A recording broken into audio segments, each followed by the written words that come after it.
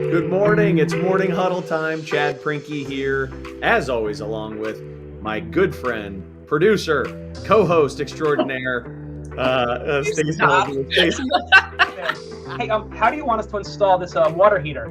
And then my coworker was like, I don't know, install the water heater. Like, why are you even asking me? He's like, well, I don't know if you know, but what you designed, it can't physically fit through the front door of this building. My class is only 40 minutes. So we have to get this done in 40 minutes. You have to clean up in 40 minutes. And then it also, when you use the miter saw, a lot of kids are scared of the miter saw, and you just see the difference in their confidence when they come in here compared to when they leave. They're excited. Be announcing a new county that's going to join us in Maryland, so we continue to spread it. And I'll say my peers across the country are starting to take this and adopt this at their local IEC chapters. Either AI assistant tools, you have AI master builder tools, and then you have kind of a bit of both that are 1 foot in BIM, in current processes, and 1 foot in AI.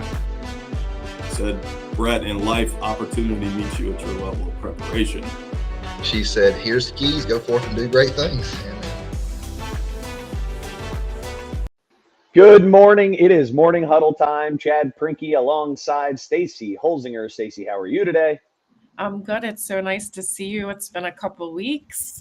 Right. You've been well, there was, I think, technical problems on your end 1 week. And then I don't know, another time, I think you just were taking a timeout from me, which is totally understandable. And hey, I'm missing my awesome microphone today. And I'm going old school with the Apple AirPods. I hope that the audio is okay. Yeah, you sound great. And where are you? I am on a tiny island off the coast of Puerto Rico called Culebra, with my family of five of us, with me included, my wife and 3 boys, and we're enjoying some time off. Though I'll be honest, Stacey, we are a cold weather people. Oh, and yeah, we're just not built for 80 degrees as the low, kind of thing. We're like, when does it cool down? I love that. Well, you guys are all hockey, so yeah, exactly. Yeah, we're like we're not used to sweating for any prolonged periods of time. My wife's getting like 9 showers a day. It's yeah. Well, that's nice. I'm glad that you have nice time to you've been kicking butt since I've known you, but especially with your business. So it's good to get some relaxation time in there for you. I go hard, Stace. Yeah, and we are really enjoying some time. I'm enjoying some time off, and I was like, ooh, I get to do the huddle from Puerto Rico. It's the opposite of a feeling of work, and I think that's because I get to hang out with you and awesome people like our guest today. Yeah. Who I can't wait to bring on. So, Stacey, what's going on in your world? Yeah, well, this morning I know we all woke up to some really horrible news with the bridge collapsing, and I just wanted to give a shout out to our construction community. Our prayers and heartfelt concerns are with you, and the commuters that are on that bridge. And I'm so sorry that happened. And I'm sure our community is going to step up in this area to, help the families. And as we learn more details. Yeah. It was, woke up to it here too, checking my news feed, and had to, double and triple take, like, really? Did that actually happen? I know, there's obviously, always risk of that type of stuff. I wish, but I don't think about it like the bridge collapsing as much as the bridge being struck. Mm-hmm. And that, you know what I mean? Because I don't think it was a failure in it. I don't know, but I don't think it was a failure in engineering or design. I think it was just, right. It was just hit by, 1,000-foot long vessel. And thank God it happened at 1:30 in the morning as opposed to 1:30 in the afternoon or rush hour in the morning or something like that. That would have been, the numbers would have been staggering. And one is too many, but it's in the middle of the night certainly minimizes the human impact of that, which is it looked like the power good news. Cut off from the ship is what they're showing. They haven't confirmed that yet, but when you see the video, you can see the light flickering on the ship. So I wonder if that had something to do with it. Well, I'm sure we'll learn more, but in the short term, I'll echo your sentiment. Certainly, hearts go out to the people whose family, the people on that bridge and the families who are impacted by that. It's tough. That's tough news and tough for the city of Baltimore overall. And but like you said, I know we'll pull together. Baltimore does. It's an American city thing. We do a pretty good job of that, of pulling together. So. I want to introduce our guest this morning. His name's Neil Ratcliffe. He's a friend of mine that kind of happened on accident, as so many of the best relationships I think do. I got to meet Neil in some shared work with a developer client where he was on one end of services for this client, and I was on another end of services for this client. We ended up just overall feeling like, we spoke the same language, even though we were on very different ends of an issue. So I'm going to bring on Neil. I'll do a little bio here just to set the scene, because it is Neil has a varied history and it's kind of complicated. So go with me here. So Neil has helped public and private sector companies, nonprofits, and governmental entities to develop affordable housing for the most part and revitalize communities for the past 30 years. So in his legal practice, he helped clients produce thousands of affordable homes funded with hundreds of millions of private debt and equity combined with federal and local dollars. After serving as a partner at Lock Lord, he now has started his own firm. In the interim, he actually served as the HUD Assistant Secretary for Community Planning and Development under Ben Carson, and was responsible for over $43 billion in federal funding. That's billion with a B.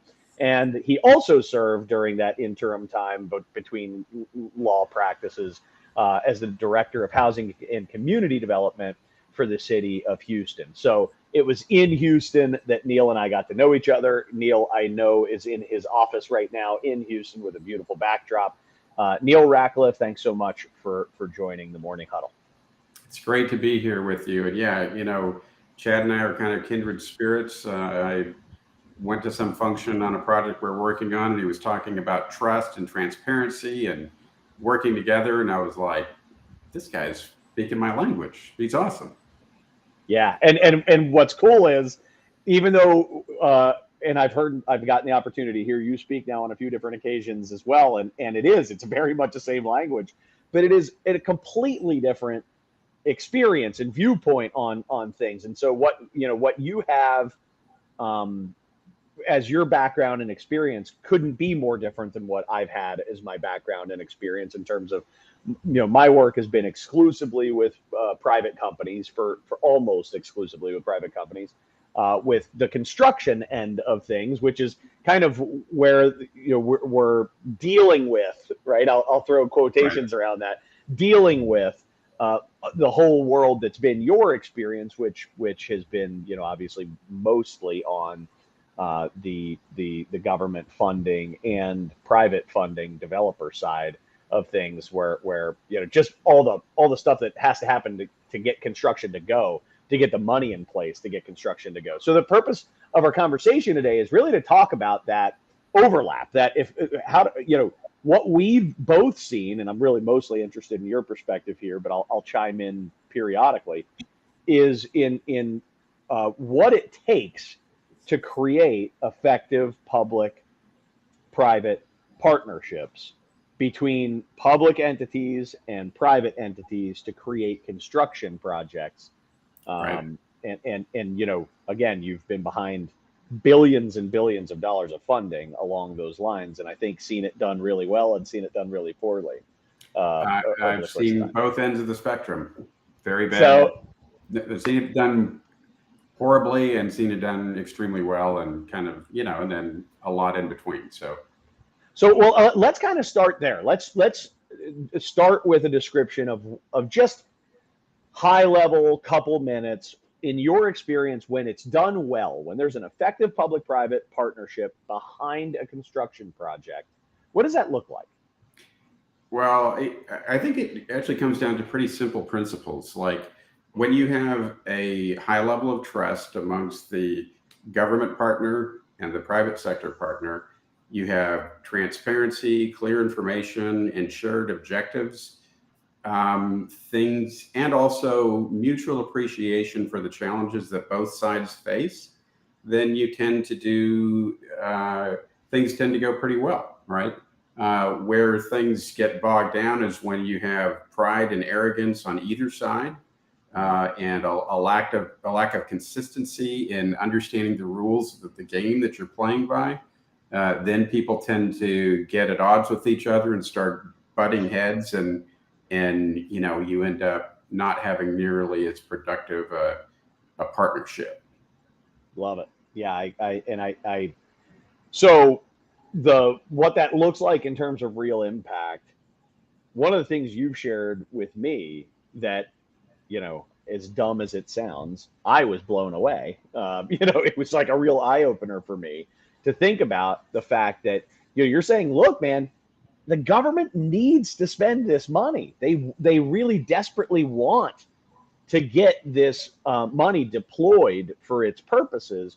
And there are billions of dollars sitting there struggling to get into the market. And to me, that's shocking that there are billions of government dollars tied to affordable housing in this case. And I'm sure we could, the list is longer than affordable housing. Yeah. Look, it's a lot of the stuff that the public side does is really counterintuitive to what the private side is used to, right? Right. Like, I've worked as an attorney for private sector real estate developers, and they don't have a problem spending money. That's not a difficult right? The challenge is qualifying for loans, raising equity, getting the money. Spending the money is not hard. So when I was the housing director for the city of Houston, we were responsible for about $70 million a year of HUD funding that comes to Houston and would go to my department. And my job was to make sure that money got spent in a timely manner, because HUD would penalize us if we didn't spend it quick enough. And you had to make sure it got spent on projects that were actually good deals for the taxpayer, not stupid boondoggles or wastes of money, right? And you had to follow all the federal rules and make sure that the city didn't get dinged by HUD and get penalized and have to pay them back. So you would think that it wouldn't be that hard to spend $70 million a year of sort of free money. It's really hard because of all of the restrictions that the federal government puts on that money, and the time that it takes to screen applicants, figure out who's got good projects, and get that money into projects that are going to be very, truly beneficial for the taxpayer, and that also can spend quickly enough. So it's a lot of weird counterintuitive shiz. That's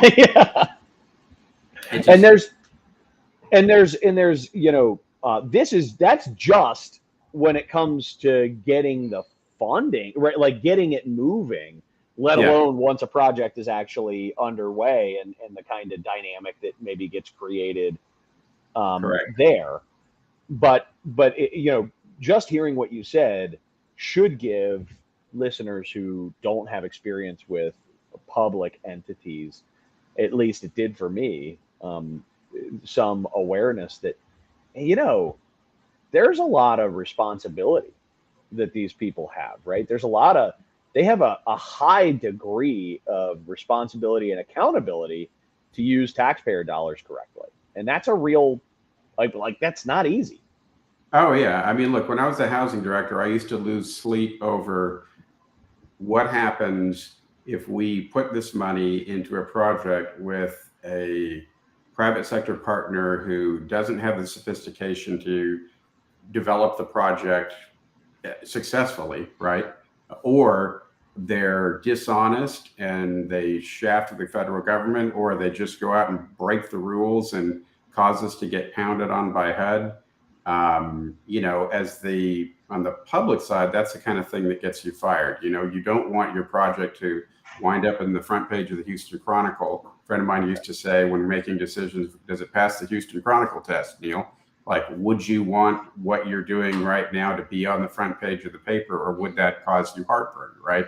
So you get this whole public side that's worried about getting on the radar of the elected officials or the media in a negative way. And so they're often tenuous and reluctant to move forward swiftly, which is what the private sector needs, right? And so you got to, when you're in that public seat, you have to sometimes recognize that, like, look, you know, the worst thing we can do is not act, right? Is not make decisions and not provide consistency so the private sector partner can move forward. Sometimes the public sector side, the partners just become, they get into analysis paralysis, and that ends up causing problems on projects. But I'll tell you another thing that has been a revelation to me was when I first went to work for the city of Houston, you know, as a summer intern while I was still in law school, you know, making $13 an hour or whatever. I was like Alex P. Keaton, to use, you know, to date myself with. I was like this super little conservative guy going to City Hall. I thought, man, you know, these folks at City Hall are just going to be lazy and stupid, and all bureaucrats are yeah, exactly, are a bunch of knuckleheads, and you know, they can't get stuff done like we do in the private sector. I truly, I hate to admit this, I truly believed this back then. And when I went to work at the city, I found I was completely wrong. Total paradigm shift. I was like, most of the people that I worked with were very hardworking, very smart, and doing a really good job. But here's the key that the private sector needs to understand. Almost everybody in government, particularly in local government, has 3 times the amount of work they can possibly get done in a day.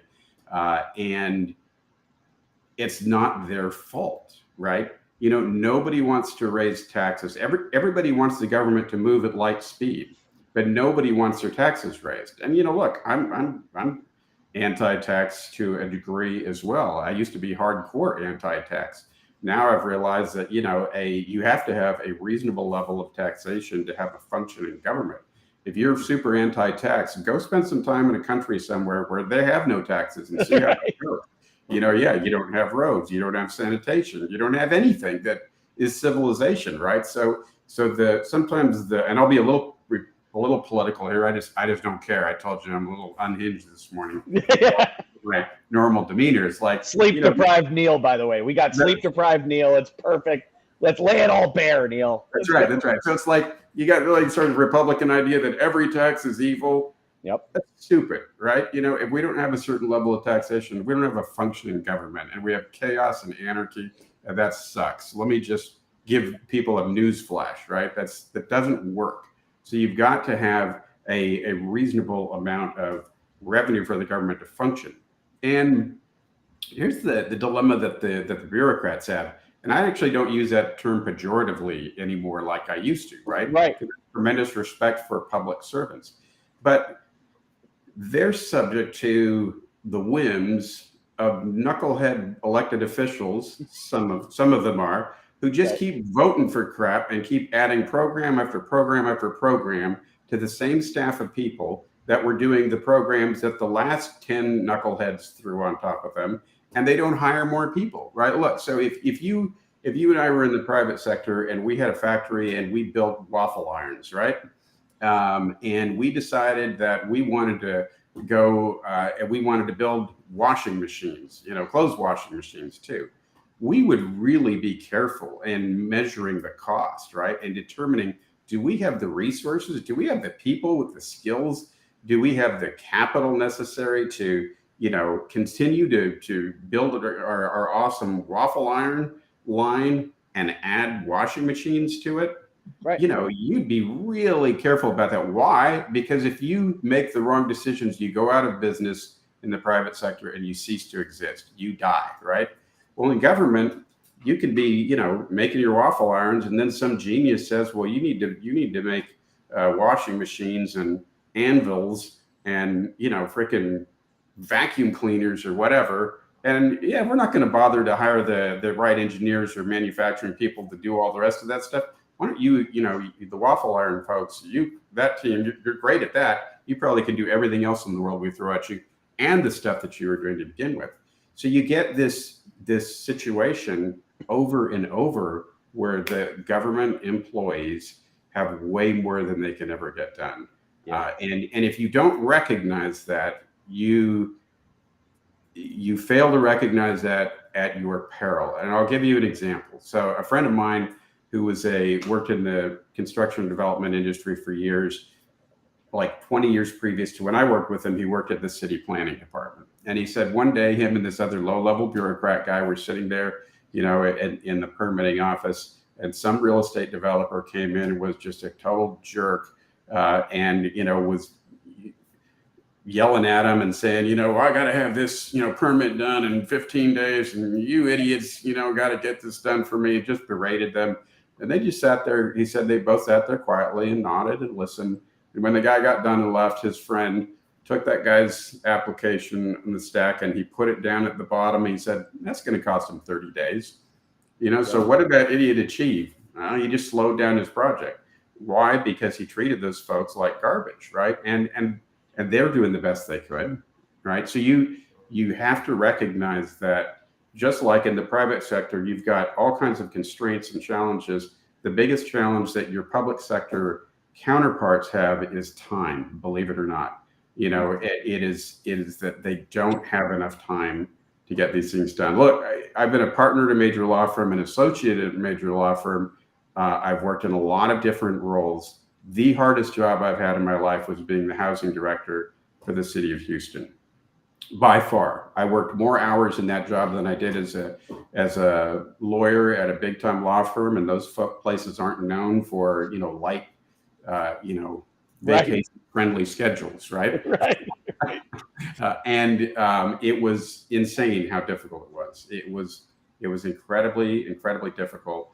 And so if you recognize that going in, and you treat your public sector partners with respect, and giving them some deference, recognizing that their job is hard. It's not easy. And most of them are pretty smart people. And frankly, most of them are in government public service because they have, they're cause oriented and they want to make a difference. It makes all the difference in the world. Government employees can smell condescension a freaking mile away. And when you come in with an arrogant attitude and treat them like morons, they're going to pick that up, and it isn't going to go well for you or for them. It's just good business to be kind and considerate and nice to people, and to try to empathize with them. That's why a lot of the stuff that you're into, these are universal truths. You treat people with respect, they tend to treat you with respect. You be truthful with other folks, and the odds of them being honest and transparent with you are going to increase exponentially, right? So, it's funny.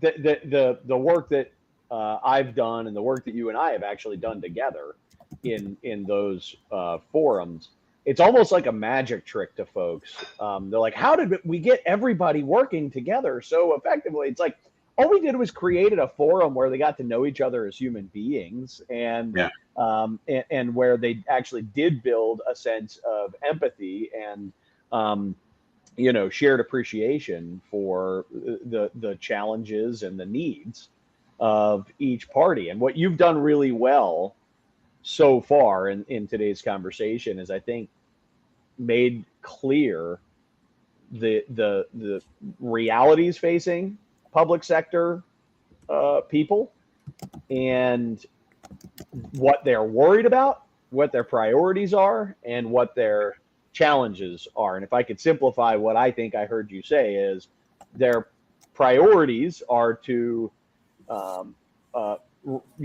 efficiently, effectively, and ethically deploy taxpayer resources to the causes that elected politicians, right, that elected people have selected. And their worries are that, they're in some way not doing, not meeting one of those requirements of efficiency, effectiveness, and ethics. Right. You know, and fundamentally that costing them their job, that costing them whatever potential future they were looking for, you know, in trying to build in their careers, which we can all relate to. And then their biggest challenge is time. They're time crunched because to get more resources, they need more taxes, which, as we've established, is a very unpopular. It's a very unpopular thing. So to get more tax, you know, here's more policies, more programs, more things that we want you to push, and no more resources with which to do it. Does that summarize it? It does. But I'll also say, too, that, look, I've been really lucky in my career because when I first started in government, I got to work as the sort of right-hand man to this guy who was a multimillionaire real estate developer. You've told me about this guy, yeah. Finance kind of genius. The mayor said, hey, I want you to oversee all of our housing revitalization and public-private partnerships, right? And this guy was just brilliant. And so my approach in government has always been to take a more business-like angle in terms of getting things done quicker. And sometimes when I'm sort of, you know, giving what advice I might have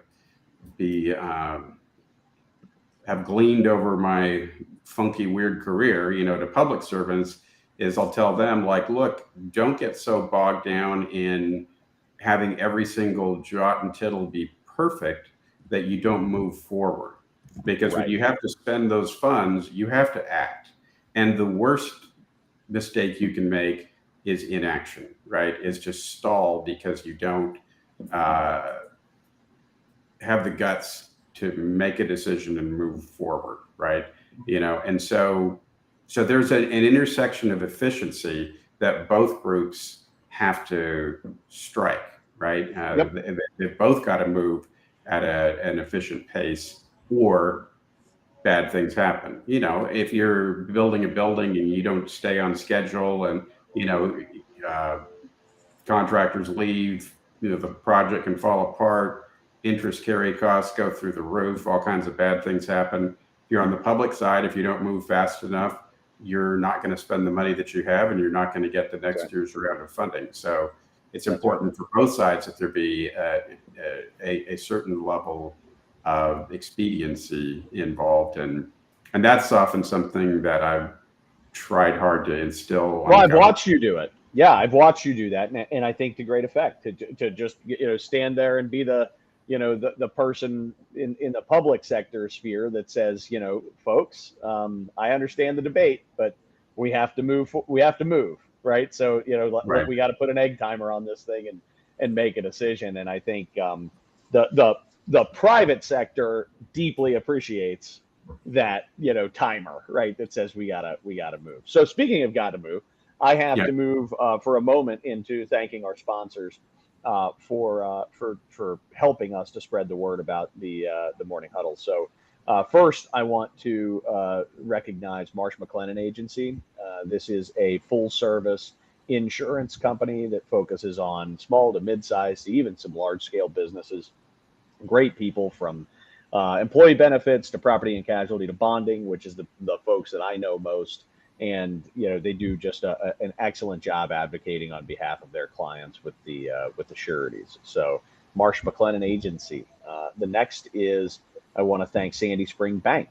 This is a regional bank based in Maryland that does a huge business with contractors. And I think the reason they do is that they understand the construction industry and the needs and demands on construction companies. Sandy Spring Bank will definitely be a partner for your construction business. Then there is Lawrence Law, which is similarly, and there's a common theme. These are all similarly minded businesses that focus on that, you know, small to mid-sized business, and have a really, really strong construction practice because they really get construction. And Lawrence Law understands what contractors go through on a day-to-day basis and how to protect them legally. And then lastly, there's Katz Abosch, which is an accounting firm that is cut from that same mold. And they have a group of construction-focused partners who are so good as advisors. They really take a step beyond tax and you know, audit, and move into that advisory kind of role. So thank you to all of our sponsors for helping to make the Morning Huddle possible and helping to spread the word. We very much appreciate it. So Neil, I'd like to do kind of the same thing in the private sector that you just did with the public sector. You've also represented all these developers, and we've hinted at it a little bit, right? Where there's time is a priority for these folks, and carry costs, and all those types of things. Let's give it the sort of same treatment. What's been your experience with with the private sector? You got to. It helps for the private sector to try to figure out what drives the public sector, right? In helping the public sector to move faster, because the private sector is always moving faster than the public sector, and they're trying to bring them along. As I mentioned earlier, you don't bring them along with condescension and arrogance. That compounds the negatives and slows things down. But you really just got to try to figure out what is driving them. I worked years ago on a big economic development project, a company called Gulf States Toyota out in Texas that has the rights for distributing Toyotas in like 5 states, right? They had this big vehicle processing center in Houston, which was the cash cow of their $1 million empire. And they were looking to do another vehicle processing facility somewhere in Texas. So I was negotiating with cities for economic incentives to land this big project. And we went to Temple, Texas, and had this killer deal where they had an economic development corporation that was going to contribute over 300 acres of land. They were going to put in $17 million for all kinds of infrastructure. And the executive team of Gulf States Toyota was one of the most sophisticated groups of business people I've ever dealt with. Just fine, great people. And the city manager and the city attorney were brilliant in their fields, right? So you had a really 2 smart groups of people. And I had this epiphany at some point in that process. I realized I was the only guy in the room in the negotiations that spoke the languages of both sides. The private sector guys were just often like, why is the city behaving this way? Why are they negotiating for this or that? We don't get it. Because we'd go have dinner after a round of negotiations, and I would be able to explain to them, they got a tax increment finance district, and they've got property tax revenue that goes into this deal, and they've got bonds that are associated with it, and their concerns actually are rational when you understand them, right? And they'd be like, okay, well, we get that. And I was able to talk to the public sector side folks and help them to understand, look, these private sector guys have certain constraints on timing and how quickly they can move, and they want to bring this $150 million project to your city with 100 to 200 really cool jobs, but they've got these constraints. So just having enough communication in a respectful environment of trust, where you both slow down a little bit and get to understand better what drives each other, so that you can help each other succeed, can work miracles in these situations. But often there's not good communication. Each side doesn't really understand what's driving the other side. I mean, a micro version of this was the project you and I worked on where the county had these stringent parameters about the construction, the sign at the construction site, right? Yeah, that's right. And the private sector guys were like, are you freaking kidding me? You care what color it is and what font it is? You're slowing down construction. Are you guys out of your minds? And it wasn't until I kind of let them know that, well, guess what? They have county commissioners who really care about that freaking sign. And if it's not right, and the commissioner rides his bike by that site and sees that they screwed it up, people might lose their jobs. And then the private sector guys were like, oh, wow, we didn't understand that.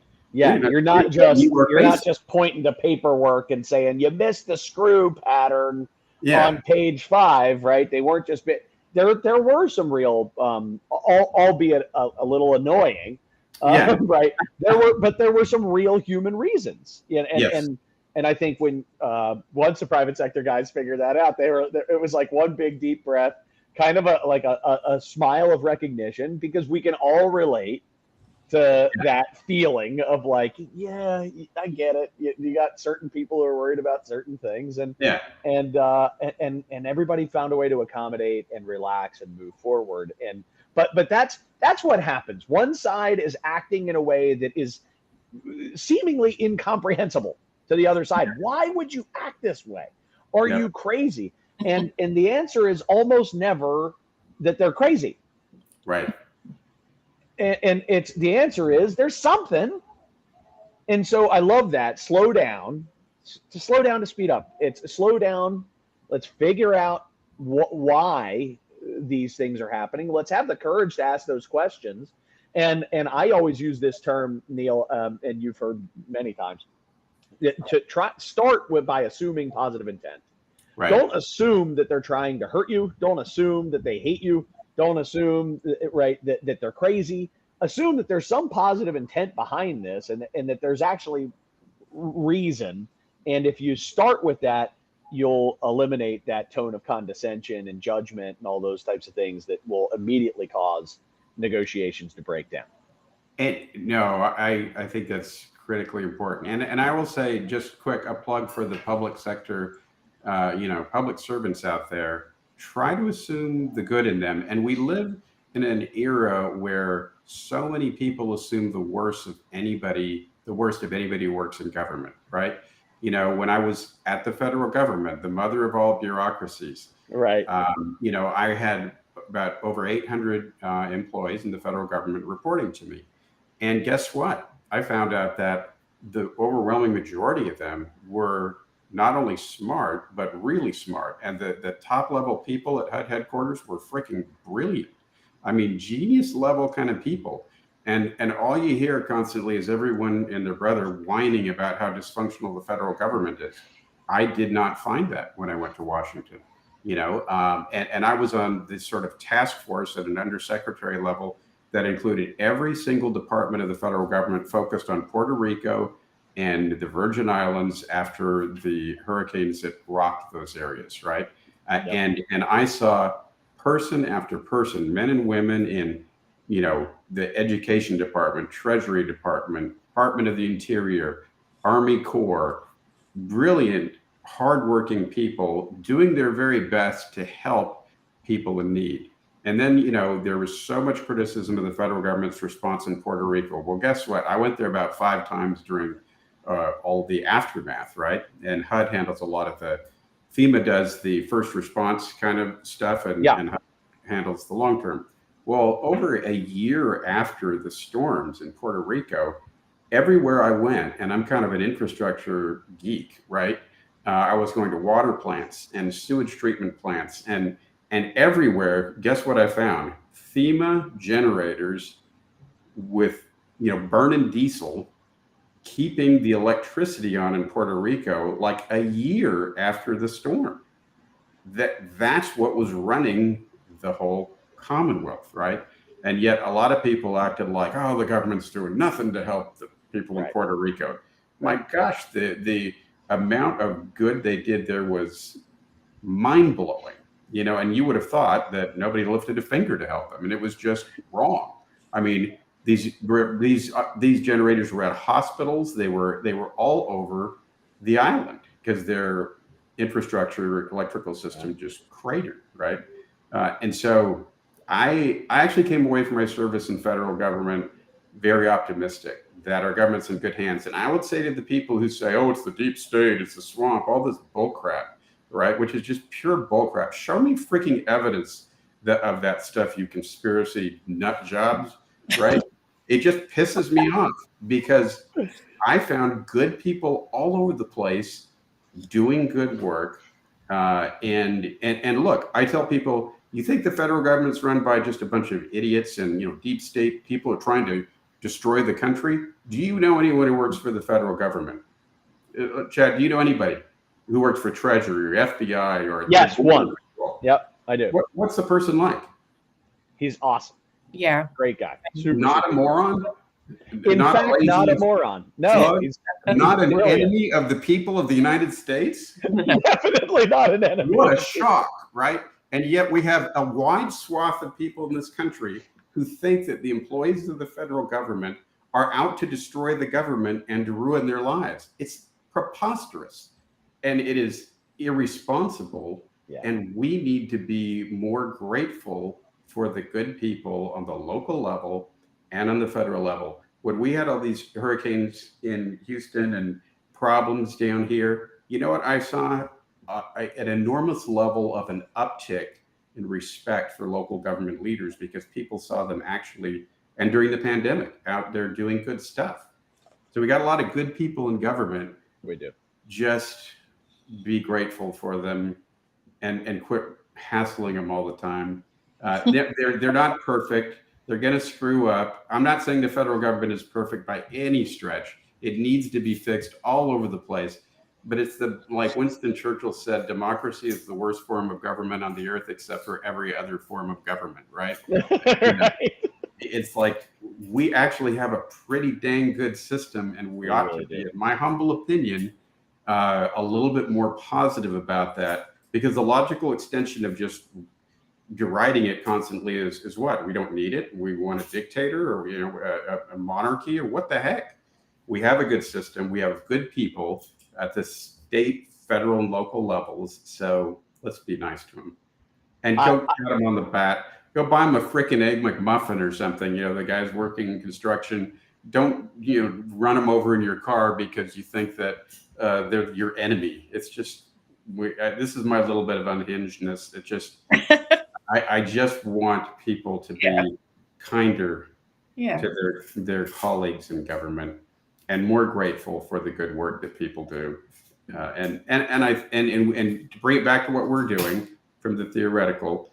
When you just show respect to the people, your public sector partners, it's astonishing what kind of dividends that can pay in getting a good project done better, faster.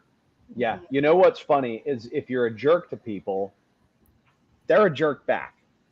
And that's a human to human thing. And I don't care I don't care if they're working with your tax dollars or not, right? They're humans. Right. And if you're a jerk to them, they're going to punish you for being a jerk to them. If you're kind to people will generally be kind in return to you. And that's universally true, regardless of where you work. And so what I love is that, I'm hearing you talk about this, reprogramming a lot of our maybe, first impressions. Like you're carrying around stereotypes. They're not helping you to have a better relationship with government officials. If to the extent, especially that you have to work with government officials, it would certainly do you good to disavow yourself of those notions as quickly as possible, because it's not going to help you to have a better experience. And then as a side note, just as a part of the American people, maybe overall stop buying into the conspiracy. Like, my dad is a really, really sharp. I mean, I love, my dad has been a coach and guide for me and many others for many years. And one of the things that he would always ask me when I'd have some bold opinion about something I had no business having a bold opinion about, right? Right. And he would say, "Man, is that from personal experience?" And I would say, "No." And he would say, "Now I wonder." Right, but I'm like, but I'm listening to this, I'm watching that, and he would always say something, akin to like, "I wonder who benefits from getting you all fired up." That is a brilliant litmus test, a very wise litmus test. And look, when I try to kind of admonish people to be a little more optimistic about what they see in government, I went through the same thing. And like I said, when I started in government, I assumed the worst. I thought, oh, this is just going to be a debacle, and I was wrong, thankfully. Right? Yeah. So yeah. I mean, your public sector counterparts can really help you, and usually are pretty darn good people. Yeah. And I think if I would have any, and I know lots and lots and lots of people in the public service, if I would have any piece of advice for people who are spending their careers in public service, if they want to play a small part, it would be in changing, it's kind of like a PR campaign. Like if we could just get the DMV people to be amazing. Do you know what I mean? Like it would go a long way, because that is the average person's interface with the government. and it's not always pleasant. You know, when you have, and by the way, I've had some awesome experiences at the DMV myself, really. Right. Just as a side note, but I think there's a case overall to be made that, like, you know, the average American is going to interface with their government a handful of times a year. And, you know, it would be really interesting to see the government invest in, you know, customer service. And I'm sure they are, but like just creating wow experiences for the average American in those situations, I think would go a long way in terms of public opinion. Yeah, you know, and look, and the DMV folks are a classic example of everybody wants them to move faster, but is anybody providing the funding to hire enough people for them to increase their volume like you would in a business, right? You know, if you can't get to the tables fast enough in a restaurant, you need to hire more servers, right?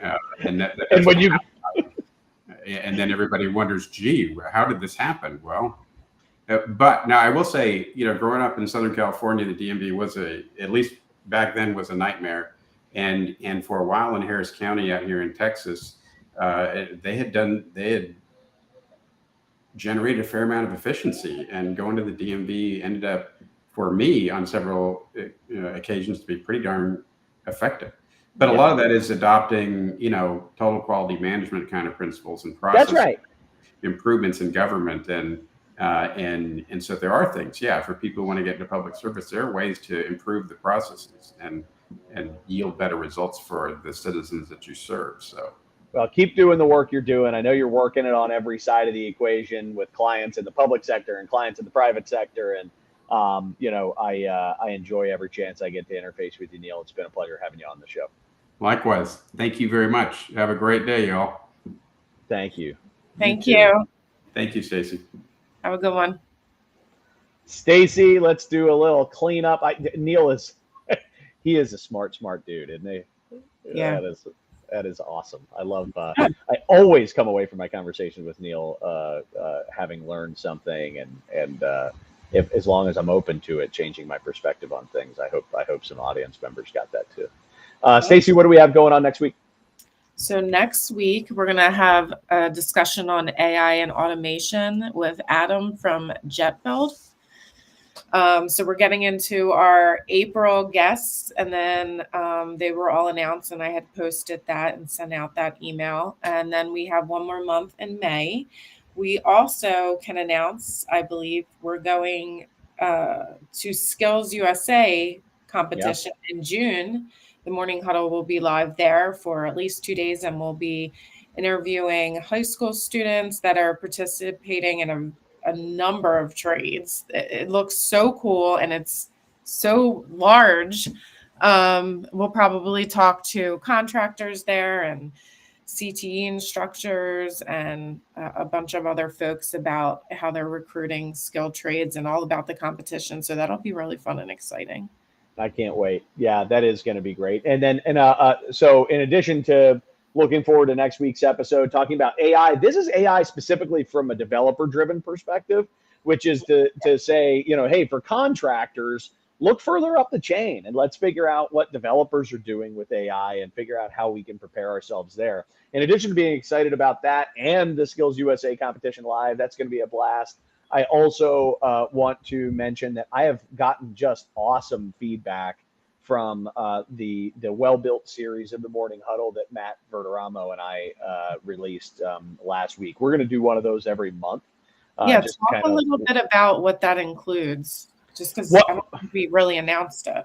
There's three. Well, I guess there's 4 segments of the show, but 3 real, elements that we cover each time. One is we have an educational topic, something that Matt and or myself either are expert in or study well in advance of that show, so that we can bring a lot of value in terms of knowledge that we've gained on a subject. So there's an educational component. Then we do a segment called XBY, where we argue with each other about some hot topic in the industry, whether it's ranging from like the use of AI or organizational structure decisions or like those types of stuff. So Matt and I have a compelling argument together. and then we finish by talking about what we're reading now and why that is making an impact on us, because Matt and I I feel like we're in like a competition to read the most. I'm kicking his butt.